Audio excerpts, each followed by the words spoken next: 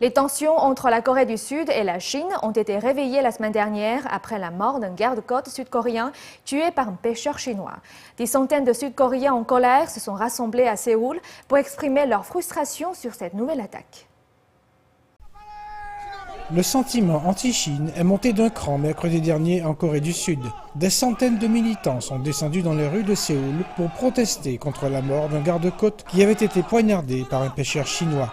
Plus tôt dans la journée, une cérémonie funéraire avait été organisée en hommage au garde-côte tué au cours d'une opération d'arraisonnement d'un navire chinois naviguant illégalement près des eaux sud-coréennes. Les manifestants en colère ont déchiré un drapeau chinois et ont cassé des œufs devant l'ambassade de Chine au centre de Séoul. Ils ont également peint un X sur le portrait du dirigeant chinois Hu Jintao avant de le déchirer à l'aide d'un couteau. Les manifestants ont supplié le régime chinois de faire cesser ses activités de pêche illégale.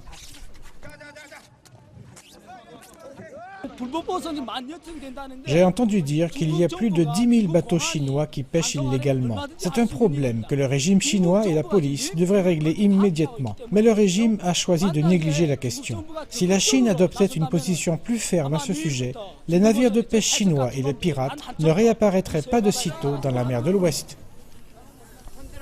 Malgré le tumulte général en Corée du Sud, la Chine a déclaré que cet incident isolé n'affecterait pas les relations entre les deux pays. Pour accentuer encore le climat de tension, jeudi après-midi, l'ambassade de Corée du Sud à Pékin a été frappée par de petits projectiles. Une fenêtre a été cassée, mais personne n'a été blessé. Séoul a demandé à la Chine des garanties de sécurité et une enquête sur l'incident a été ouverte.